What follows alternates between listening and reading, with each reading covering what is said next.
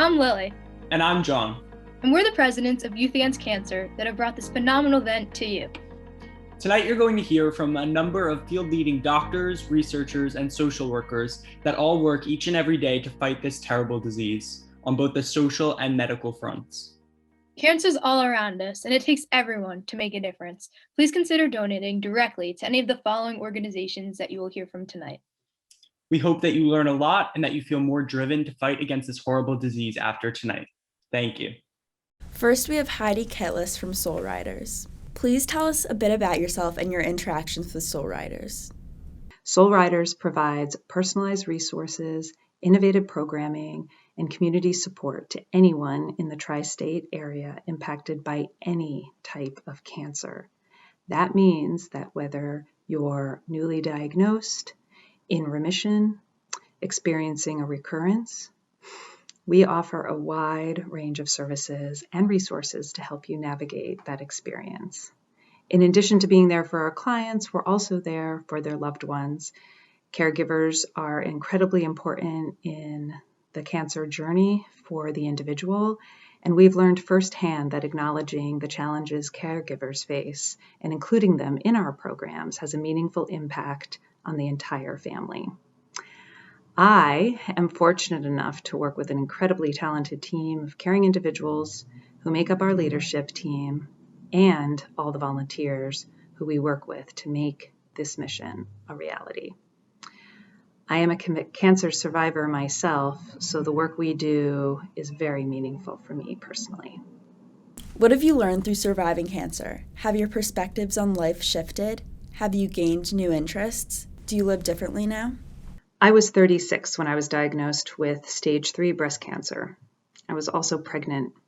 I had surgery and chemotherapy before giving birth to my son, and then continued afterwards. Nothing happened the way that we wanted it to happen, and at the same time, it didn't matter because we had to deal with it. I was very angry. I was very worn out. It was challenging in ways I could never have imagined. But when I gained some space, I tried to reframe what I experienced to keep moving forward. Hope came in the form of my son, who for every single day in the past 9 years has brought love to us and our family and is incredibly healthy and happy. I learned how to meditate, something I had never done before. And through that practice, which I was fortunate enough to learn in a group setting through Weill Cornell, where I was treated, it was able to help reduce my stress, pain, and anxiety. And it's something that I use on a regular basis to this day. I learned how to make purposeful choices with the people in my life through this. And I also know that one thing that I definitely learned was that I am here for what I can give, not what I get out in the world, but what I can give. And my contribution is through those choices that I make every day, how I care for my son and my family and myself, but also very much through the work that I do and how I interact with others in my life. What do you enjoy most about Soulriders? Have you encountered people who have impacted you through this program? The most impactful piece of Soulriders that we feel makes us unique is engaging our community to help support our mission. And this is a piece that time and time again, we see this incredible connectivity of our community, which is one of our huge strengths. It's a community that consists of clients, caregivers, volunteers, and donors. Many individuals who may come to us as a client may end up being a volunteer, and it creates this network of support for our clients and our caregivers, our volunteers and our donors. And as we become more interconnected, the circle widens and our impact can grow. Volunteers of all ages play a key role within Soulriders, and we would not be able to provide the range of services without them. I was fortunate enough recently to speak with Youth Against Cancer in their last meeting.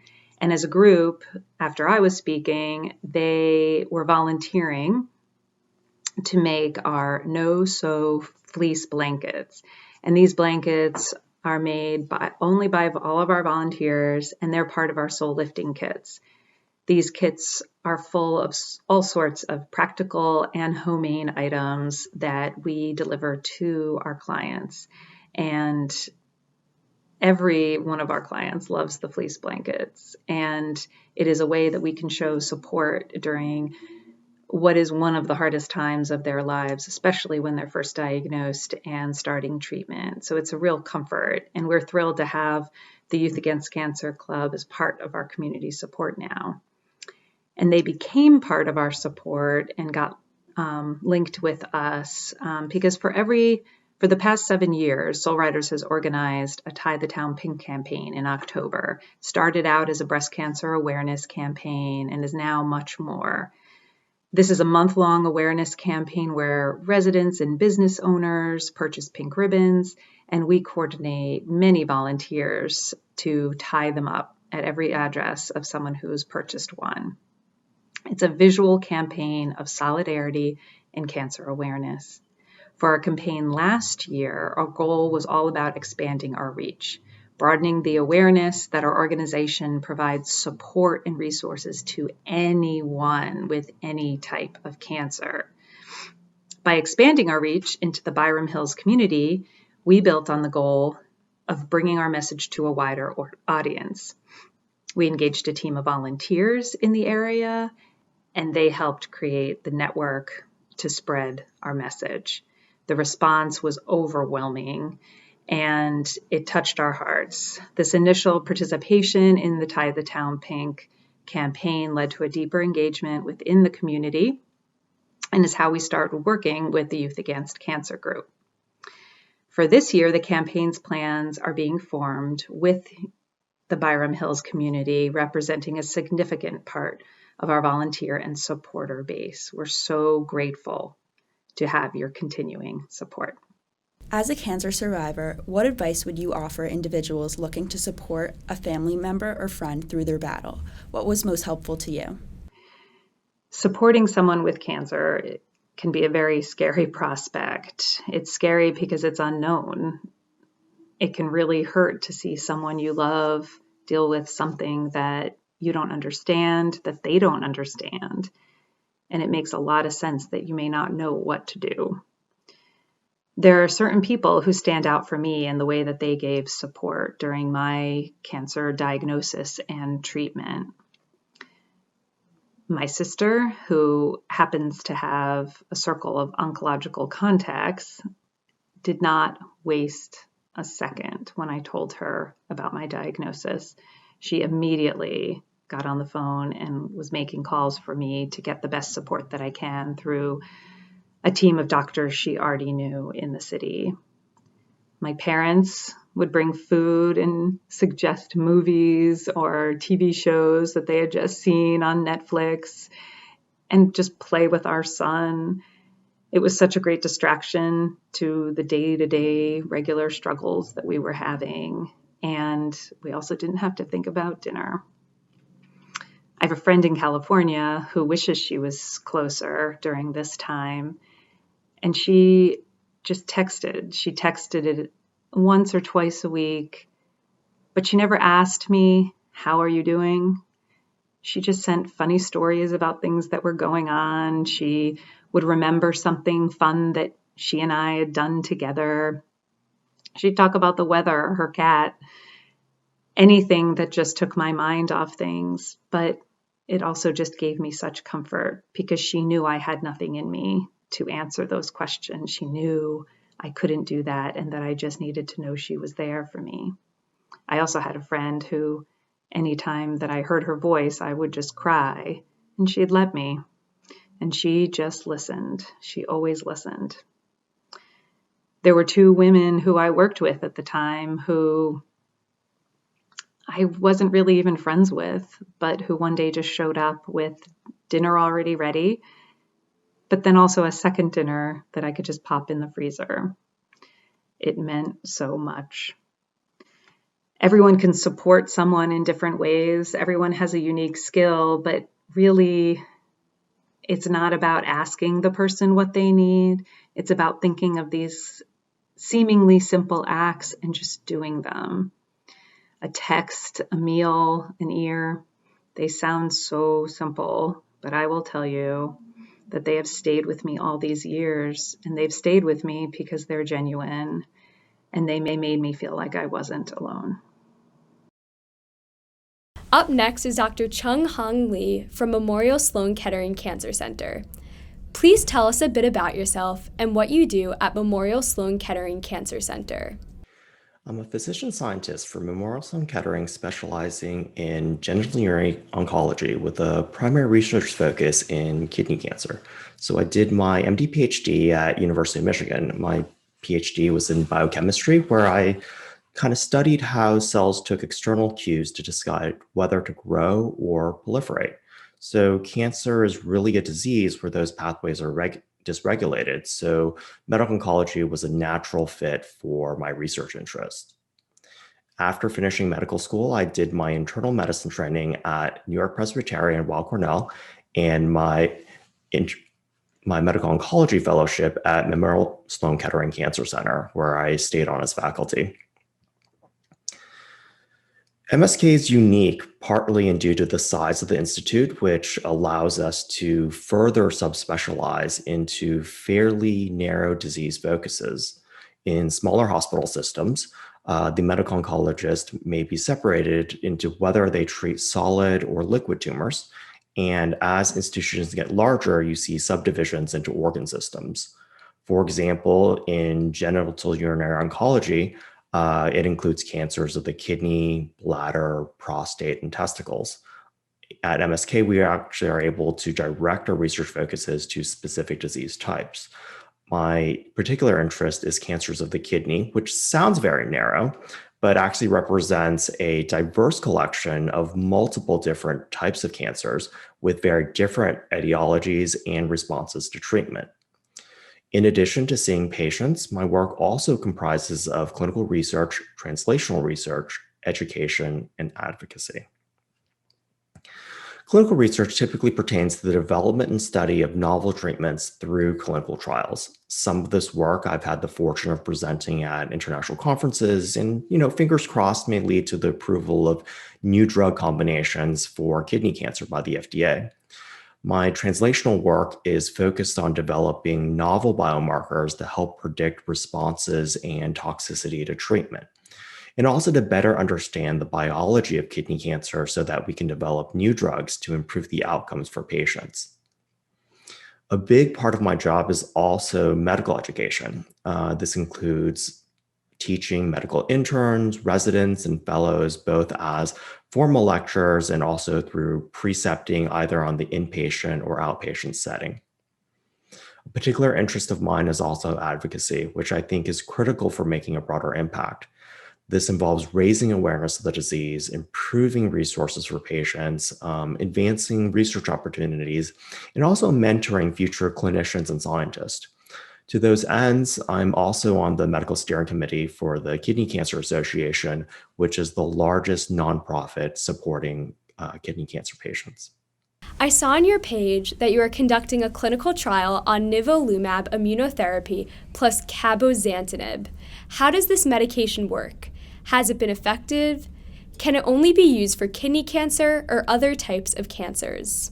So the combination of cabozantinib plus nivolumab has been well studied in the more common type of kidney cancer, which is clear cell kidney cancer. The clinical trial that you're referring to is looking at whether or not this combination works for non-clear cell kidney cancer, which is the less common type of kidney cancer. Clear cell kidney cancer represents about 70 to 80% of all kidney cancers, so most of the drug development has focused on clear cell. We know historically that treatments that do work for clear cell kidney cancer does have activity for non-clear cell. However, this activity is often attenuated.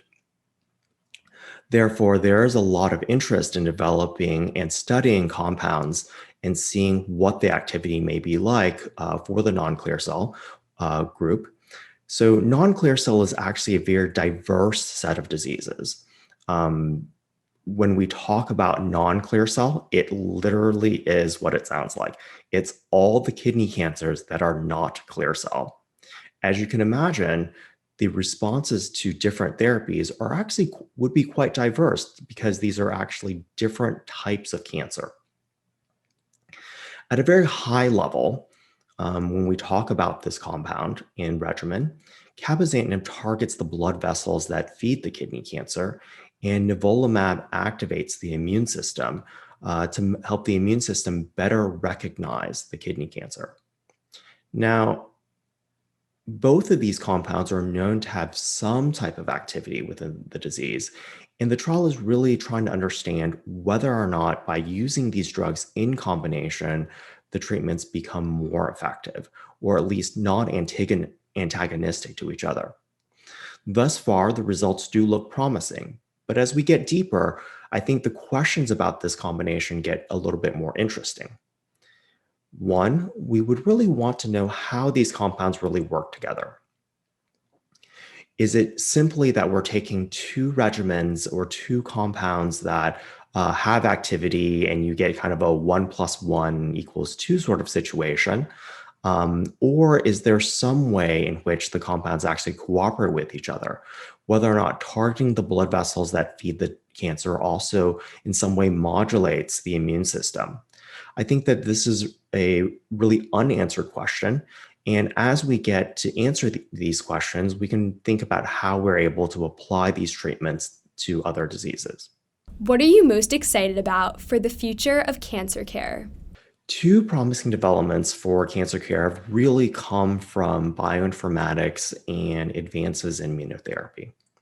Even though we've really heard about these two things constantly, it's really important to remember that these technologies are only in its infancy.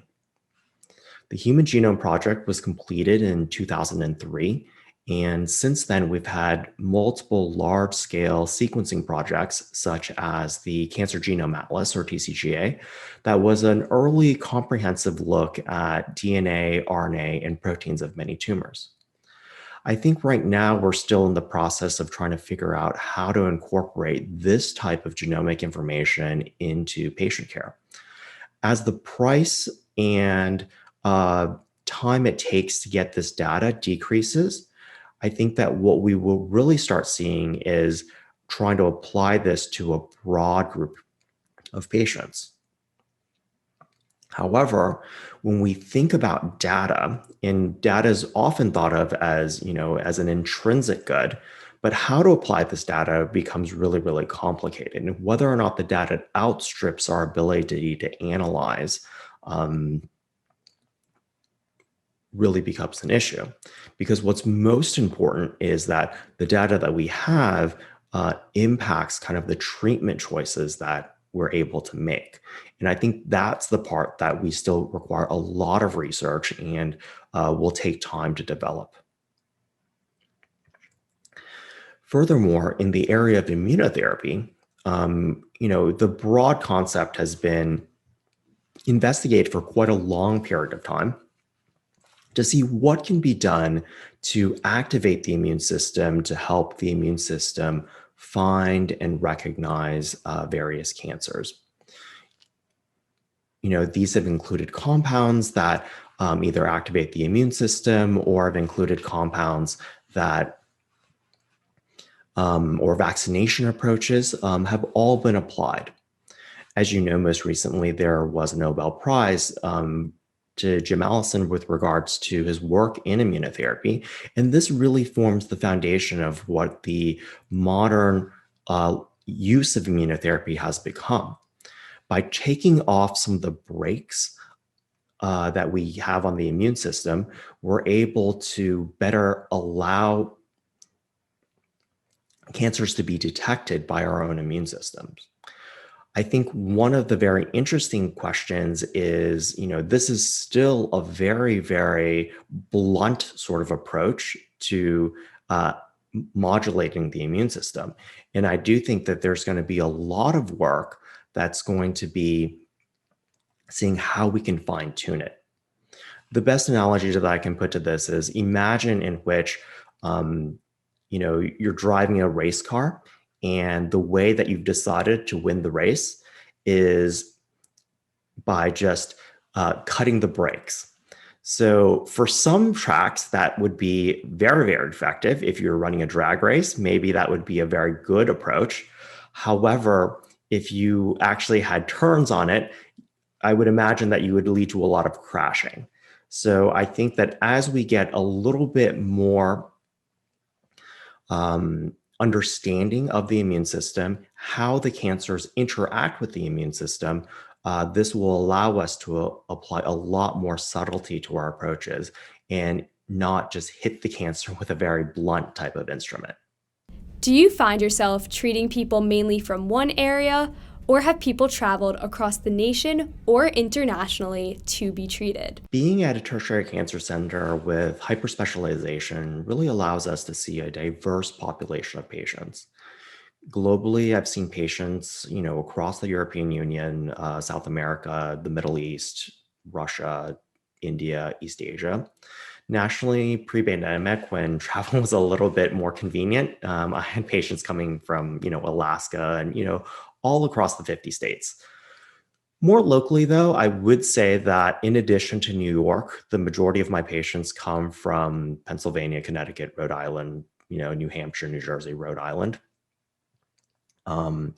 Each of these geographies pose a distinct challenge with oncologic care. For metastatic kidney cancer, we really are talking about lifelong ongoing treatment that can have significant toxicities related to it. So mechanisms need to be in place in order to ensure that we're able to adequately assess the patient's health and that we can also ensure patient safety. For example, I've had international patients relocate to the United States and take up temporary residence for the purpose of making sure that their side effects were well managed and they were on effective therapies before allowing them to resume their life in their home countries. They do still consider they still do come back on a regular basis for things like scans and kind of more refinements to their treatment. However, for the vast majority of patients, this really is not logistically feasible. To those ends, we really are trying to improve our ability to provide cutting-edge oncologic care while also decreasing some of these geographic barriers. One of these early interventions is really as simple as having care outside of Manhattan. For example, I have 2 clinic sites, one in Manhattan and one in Westchester. Despite only being 30 miles away, for many people, this logistical challenge of coming into the city is huge. Between driving, tolls, parking, walking to where they parked and coming to clinic, these really are obstacles in which patients who aren't feeling great becomes very, very limiting. And having care outside of Manhattan helps alleviate some of those issues. But in order to deliver that care outside of Manhattan, it also is very important to build up the infrastructure necessary to facilitate that. Simply having a doctor in a location, doesn't change the need for all of the ancillary support, the radiologist, the urgent care, where you're going to send patients if they have complications. Those things also have to come together as a package. And so it's not really as simple as just, giving myself an address and setting up shop somewhere. And those are things that we've been able to work out. With the pandemic, we've also seen the wide and sudden adoption of telemedicine. This really does provide us an opportunity to, again, reduce these geographic burdens to care. But we're still learning how to incorporate telemedicine to provide effective and safe oncologic care. I often let the patients know that being 5,000 miles away is fine when you're doing well, but it can become incredibly dangerous when we run into complications either from their cancer or toxicities related to their treatment. Beyond just complexity related to geography is whether telemedicine really allows us to make the same type of clinical judgment. One of the key assessments in oncology is determining how sick a patient looks and making a guess regarding what treatments they can tolerate. For all of my oncologic training and the majority of my clinical experience, this was done in a face-to-face encounter. Over the course of the last year, with the wide necessity to transition to telemedicine, we've been forced into a situation in which we have now been doing a lot more telemedicine. And over the last year, I really did quickly conclude that, this type of assessment that we need to do really cannot be safely done over a phone call. A video conference gets you a little bit closer to that in-person type of visit, but it really still is not the same. For example, this year I learned that some people have cameras on their phone that actually do make them look sicker than they actually are. And when they upgraded their camera, they actually looked a lot more similar to what I would have seen if I was seeing them in person. On the flip side, it's actually quite easy for a patient to look healthy on camera, but be very, very sick in person. Because of the ways that the camera is kind of cut out of the frame and you don't get as much information about how they move, like what are the things that they do, the way that they are interacting with their otherwise surroundings, I think a lot of very valuable information is lost.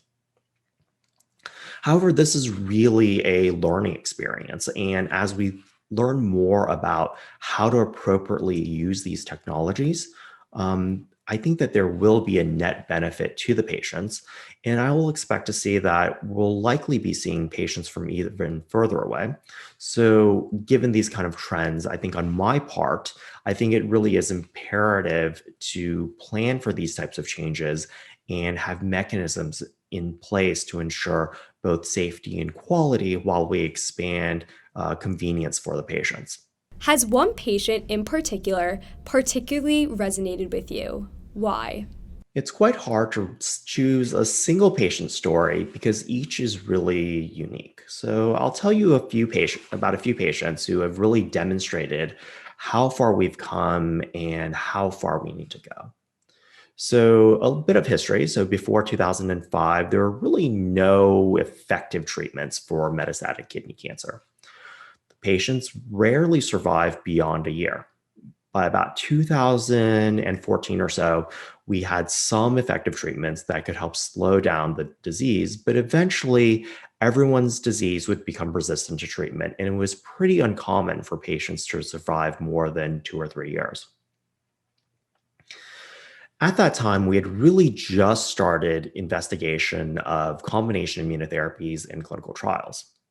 For many people, your only access to these drugs was by coming down to Manhattan and deciding that you wanted to do something experimental. Even though we had strong scientific rationales to think that these drugs would be very promising, we didn't yet fully know how to safely or effectively use these medications, and whether or not in large populations these treatments would be effective. One of my patients, he came down from upstate New York with a new diagnosis of metastatic kidney cancer. The oncologist, by where he lived, very appropriately, told him the stats and indicated to him that it was kind of very important for him to get his life, affairs in order. He and his wife were kind of not quite happy with the way that the information was delivered, so they actually came down to see us for a second opinion. We happened to have a clinical trial that was using some combination immunotherapies that he decided to participate in. The first dose went fine, and the second dose, he ends up in the ICU with shortness of breath and needing massive amounts of oxygen for what we thought at the time was pneumonia. He gets better after we give some antibiotics and some steroids, and so he comes back for his third dose. And the exact same thing happens again. Worsening shortness of breath with what looks like pneumonia on his CT scan. So it was around Christmas at the time, and I'm in the emergency room with his wife, and she asked me, is this the end? I mean, should I call my kids are upstate? Some of them are, out of state right now. Should I call them to drive down, to see their dad in his last moments? I had to tell her, I mean, we really didn't know. I mean, we were still trying to get a handle of the situation. He ends up in the ICU again, and we kind of repeat the same story that we saw with the second dose, steroids, antibiotics, and he very, very rapidly recovers from this. Because he was on a clinical trial and the drugs were so new at the time, we discussed his case as a group, and our institute being one of the places that had the most experience with these drugs, we still hadn't seen this type of reaction before. So we had to, kind of come together and decide what was the best course of action. What we decided was actually to take him off treatment, because it really was hard to argue that he was benefiting from treatment if he kept on ending up in the ICU. Although he was very lucky in the fact that he rapidly recovered from the second and the third dose, it was unclear whether or not giving him additional doses would allow him to recover. So the plan was really to repeat his scans and then start him on kind of more standard treatments in which we, knew the toxicities quite well after the scans showed, progression of disease. Kind of to everyone's surprise, when he got his initial scans, were that the scans actually showed improvement. And every subsequent scan after that point, his disease continued to shrink. And this is off therapy. Eventually, this disease shrank to the point in which we could no longer see it on the scans. So now he's been, in 2021, he's been off treatment for close to 7 years. Not having any side effects from chronic systemic therapy kind of hanging out. The visits with him are actually quite short in terms of what we talk about, because from a cancer perspective, he's doing great. I talked to him about following up with his primary care doctor about some of his other medical problems. It's often a good sign when your doctor is worried about, how your blood pressure is being controlled or how your diabetes is being controlled as opposed to how your cancer is. One of the things that struck out to me at kind of the 5-year mark when he hit that was, he said to me, he was just like reflecting upon like everything that happened to him. He basically said to me that, had he not hated his first doctor, who told him about his cancer, just had just a bad encounter, he would probably be dead right now. And, I told him that was possible. I mean, had he at the time just been on standard treatment, I mean, the outcomes would have been what they were, because the immunotherapies would not have been FDA approved in time for him to treat it. I mean, he had an outstanding response to immunotherapy. And that's something that would have been unpredicted. And he really did get extremely lucky with his response and kind of taking a chance at, trying something new. But, on the flip side, there's still tremendous amount of work that we need to do for our patients, because, we are looking forward to the day that this is really the norm and not just the lucky patient. Because for every lucky patient that we have so many that are not quite as fortunate. One of my particular interests is really the rare types of kidney cancers. These are really very distinct diseases that don't respond to standard treatments and are really often overlooked by pharmaceutical companies because there just really aren't enough patients to feasibly do a clinical trial for them. But despite their rarity, each of these stories are kind of in itself its own tragedy. I had a 19-year-old varsity baseball player who noticed a lump on his stomach at batting practice, which turned out to be a massive tumor, and he had disease throughout his body. But how do you tell a 19-year-old that feels well and incidentally finds this, that you don't expect them to live long enough to finish their semester? And like, how do you tell a parent that, no one really knows how to treat their child's cancer because no one has studied it? For these patients, we really are trying to explore every avenue to better understand their disease. Why does it develop? What signaling pathways can we modify? What new drugs might they be sensitive to, and how we should treat it in treatment? It is still a long path forward ahead. And, there's a lot of work for us to do with this respect. And I think only with these efforts can we make some progress so that with each subsequent patients, they have the opportunity to do better.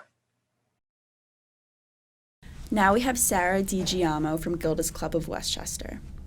Please tell us a little bit about yourself and what you do at Gildas Club of Westchester. Gildas Club Westchester is a nonprofit organization that provides social and emotional supports for anyone who's been impacted by cancer. That includes anyone who's been diagnosed with cancer, their friends, family, loved ones, or anyone who's lost someone to cancer. We provide services completely for free for the last 20 years to adults, children, teens, all ages. Gildas Club Westchester is located in White Plains, New York. And like I just said, we've been here for 20 years. This month is our 20th anniversary. So my job at Gildas Club is to be the social work manager. So I oversee all of our social workers and all of our programming. This includes all the support groups that we provide, the counseling services, and all of our workshops, lectures, different types of events. We have Zumba, yoga, art classes, all sorts of things on our website that are always changing and that members have access to at any time. Last year in March, we closed all of our services to in-person programming and we went virtual. We've been doing all of our programming via Zoom for the last year. Is Gildas Club primarily for people who are currently outpatient and their families, or do hospitals allow for inpatient cancer patients to go to the club as well for support groups? Gildas Club does not provide services to inpatient. We are called an affiliate. So Gildas Club is part of a worldwide organization of different cancer support communities. Gildas Club Westchester is a local branch that services the New York area. We are affiliated with many local hospitals, and through those hospitals, we work with them on providing supports inside the hospitals. This has happened less during COVID because of the restrictions of gaining access into hospitals, but we've still been able to do some of that. So sometimes our patients are inpatient, but that's not typical for us. That's only if we're doing a hospital affiliation.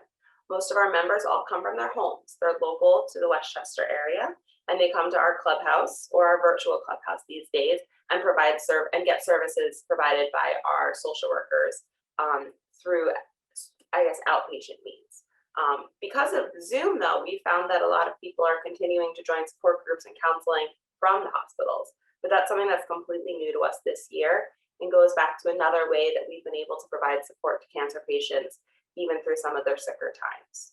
How is Gildas Club continuing to support cancer patients and families during the ongoing COVID-19 pandemic? We're doing that by continuing to provide all of our services the same as we were before COVID. Before COVID, we had members coming into our clubhouse at all times for support groups, or doing counseling in person. But when the COVID-19 pandemic hit, we decided to transfer all of our services to remote in order to make sure that all of our members felt safe and comfortable. Having a cancer diagnosis means that you're very immunocompromised, so it's really important for us to make sure that we were able to provide services for free. A lot of our members rely on our services to help them get through their cancer diagnosis, or help their loved one get through their cancer diagnosis, or to bereave someone who they've lost to cancer. So being able to provide all of our services remotely was a challenge in the beginning, but we actually found that our services increased by 40% over the past year. People have found that the Zoom platform has been way more accessible for them, has been easier for them to go to. During treatment, when they're sick and couldn't make in-person groups or counseling or programs or whatever they wanted to join, they were able to do all of that by just logging into Zoom.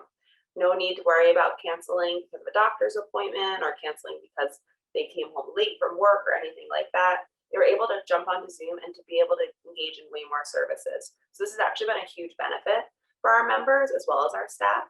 So moving forward, we don't know when we're going to reopen in-person programming. We hope soon. But as we're watching the rest of the world and the choices that we can make to keep our members safe, we plan to continue to offer some sort of hybrid. This will include Zoom classes as well as in-person one day.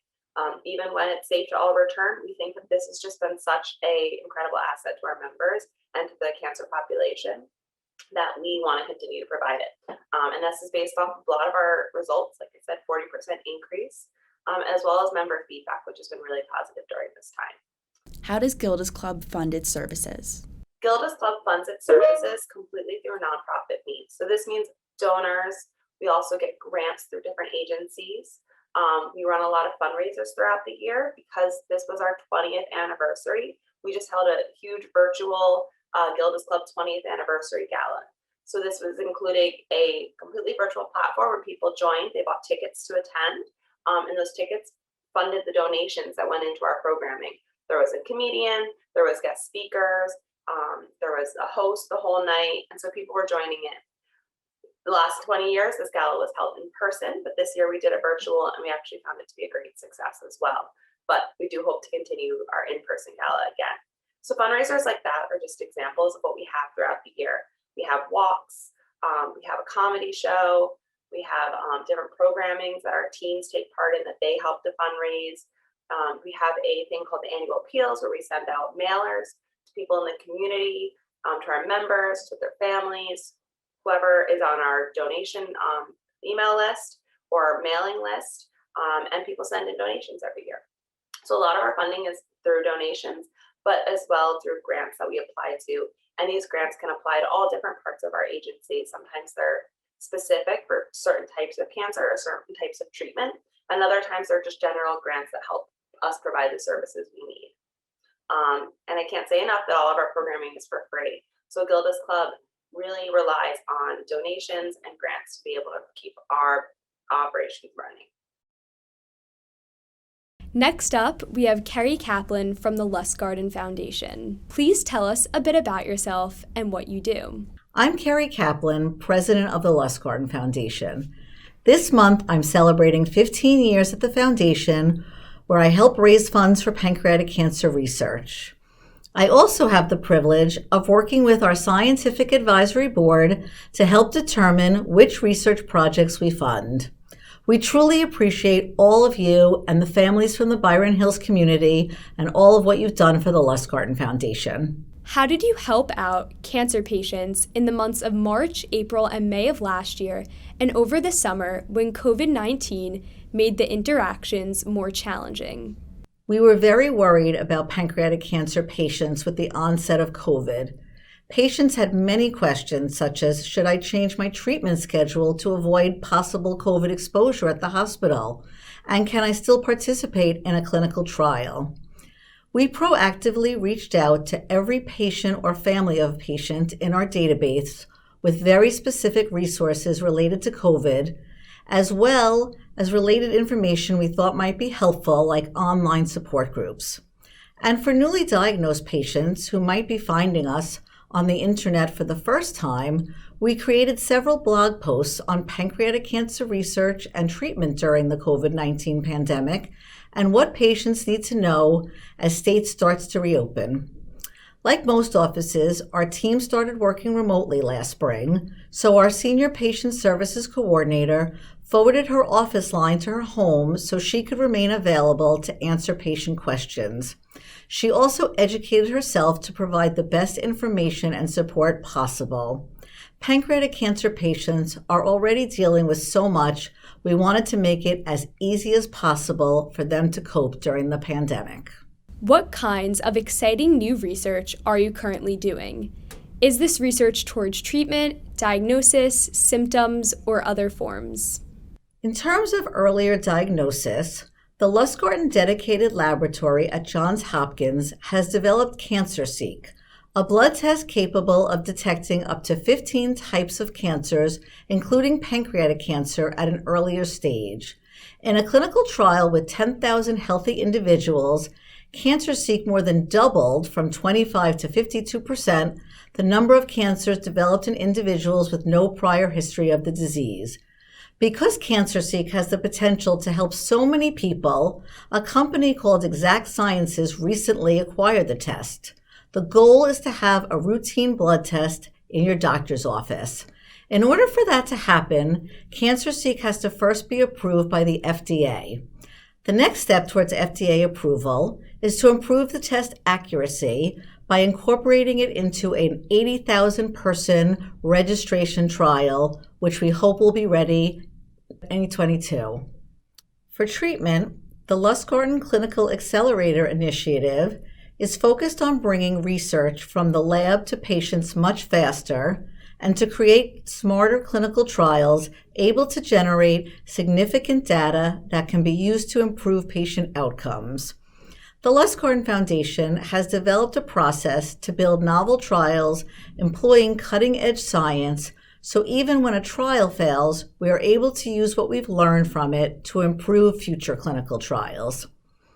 One of the first trials launched under the Clinical Accelerator Initiative umbrella began accepting patients just a few months ago.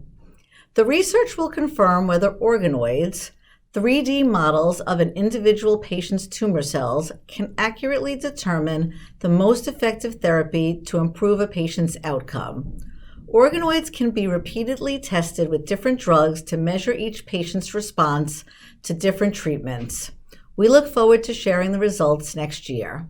What new advancements in technology will help to find the cure to cancer?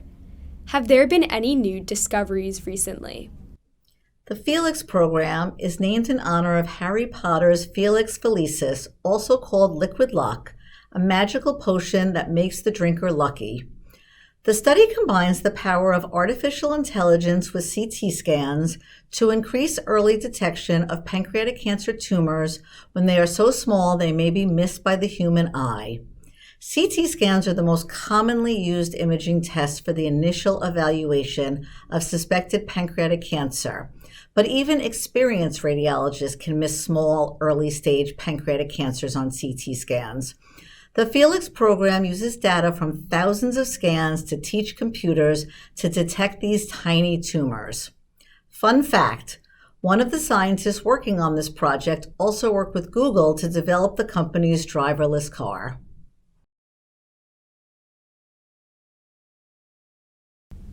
And finally, we have Dr. Laura Moore from Harbor Lights Foundation. Please tell us a bit about yourself and what you do at Harbor Lights Foundation. Hi, I'm Laura Moore, and I'm the Director of Education and Research at the Harbor Lights Foundation. At Harbor Lights, we work with children, teens, and families at one of the most difficult times in anyone's life, before, during, and after the death of a family member or a friend. We also work with schools, teachers, and community groups to help them best know how to support a family that's going through a loss. One of the most important things about Harbor Lights is that everything we offer, whether it's individual counseling or groups or family support, is completely free of charge. That is really important to us because we hear from families a lot that illnesses and funerals can be really expensive.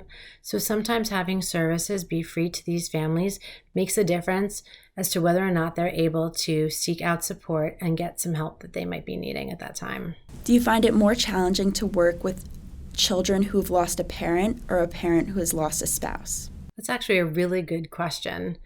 It's a little bit like comparing apples and oranges because the groups are so different. They have something in common, but they're different. But I would say that for me, it's probably a little bit less challenging to work with children and teens. That's really who I've worked with for most of my career, and I really enjoy that work. So for me, that's probably a bit less challenging. Kids and parents or adults kind of come at this from very different angles. And so parents might come in or adults might come in with a more conceived notion of what this is going to be like for them, what the process might be like, what it might be like to be in a therapeutic relationship or in a setting where you're talking about your feelings. Kids come in a little bit with a more open mind. So if I tell a teenager or a younger child, hey, let's try doing some art, or let's try writing, or let's try doing some movement, or let's use some music today, they're generally more open to it, and they're more willing to give something new a try and see how it works. And if it doesn't work, that's fine, and we can go on to something else. But it's nice to have all kinds of different tools that you can use. And I find that children and teens are a little bit more open to that, and they like that process too. So it kind of gives us a few different areas to get started in, and a few different ways to help them kind of work through grief in different ways. What do you recommend is the best way to help a friend dealing with losing a loved one to cancer? This is another really good question, and it's one I actually get a lot from friends, whether they're adult friends or teens or children, friends of teens and children who are going through this. So I'd say supporting a friend or maybe even a family member who's living through grief, the most important thing probably to remember is just to keep on being the person that you are, right? That is just the most incredible gift you can give someone, to just be present for them in that moment and to let them know that you're there and that you care. Talk to them the same way you would about anything else, whether it was something lighter or whether it was some other difficult situation. But the best thing you can do really is to just let them know that you're there.